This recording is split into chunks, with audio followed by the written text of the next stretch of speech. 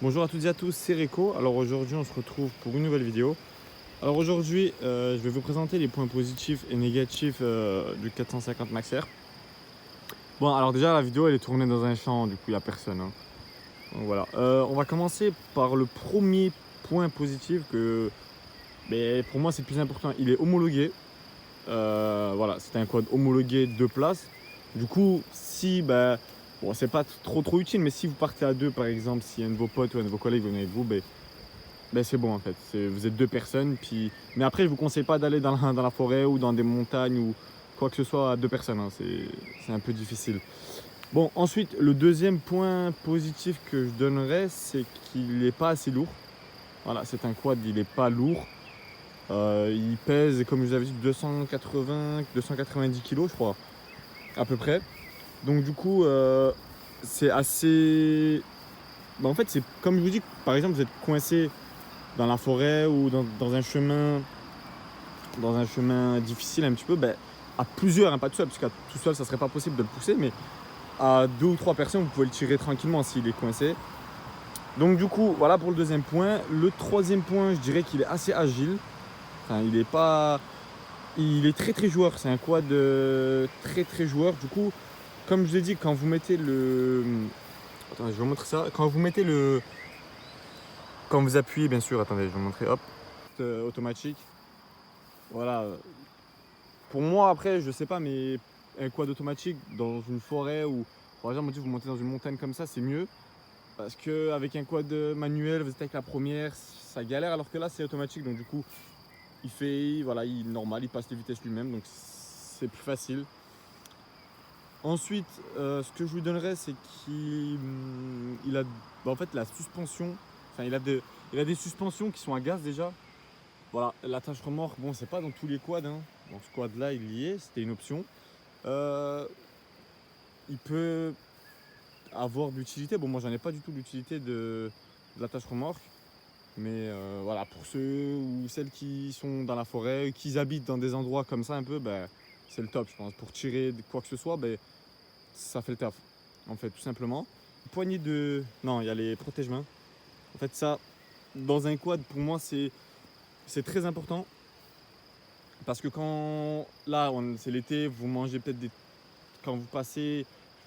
Ou quand, par exemple, on dit que vous êtes plusieurs dans une forêt ou dans une montagne ou quoi que ce soit, dans un circuit, et qu'il y a une personne devant vous en quad. Par exemple, il arrive à vous lancer des pierres ou quoi que ce soit. Donc du coup, ça, c'est vraiment utile.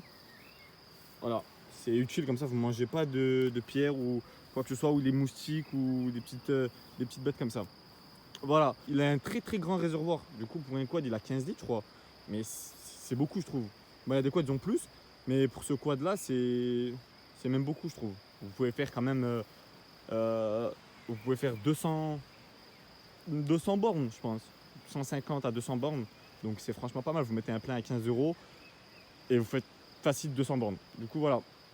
Alors, quand vous êtes assis comme ça, on va dire, il faut un petit peu lever la tête pour voir le compteur. Du coup, quand vous êtes assis, vous le voyez pas trop bien. En fait, c'est à cause de la housse Kimco là qui est là. Si vous l'enlevez, normal, vous voyez très bien. Mais si c'est comme ça et que vous êtes assis, du coup, il faut un peu se pencher pour voir un peu le compteur. Du coup, c'est un petit point négatif que je vous donnerais aussi. Par exemple, quand le quad il est à l'arrêt, bon, il y a le système de, il y a le frein à main, on est d'accord. Mais j'aurais bien aimé avoir aussi, vous voyez, quand vous bloquez, désolé, hop, quand vous bloquez, par exemple, le frein, quand vous bloquez, normalement, il doit avoir un petit truc pour le bloquer, pour qu'il reste bloqué en fait. Mais bon, après, ils ne l'ont pas mis. Pour ceux qui veulent plus de vitesse, bon, ça fait 95-100. Bon, pour ceux qui veulent plus de vitesse, je vous le conseille pas. Pour ceux qui veulent plus de vitesse, parce qu'ils bloquent à 95-100. Allez, des fois, ils tapent le 100. Mais voilà. Mais c'est un quad, il est très joueur. C'est pour ceux ou celles qui veulent acheter. On m'avait posé la question, du coup, je vous dis, pour moi, à mon avis, c'est qu'il est top. Pour quelqu'un qui veut se faire plaisir, c'est top. Il fait 95-100. Pas besoin de plus. Si vous voulez plus, il y a des autres gammes. Vous avez Yamaha ou Can-Am ou des autres marques comme ça. Mais pour ceux qui veulent ce quad, pour ceux qui veulent se faire plaisir et rouler normalement, c'est top. En fait, il n'y a pas besoin de moins. Enfin, pas plus. Mais voilà, sinon, pour ceux ou celles qui veulent plus que 100 km/h, ça va pas être possible. Alors, pas pour ce quad là.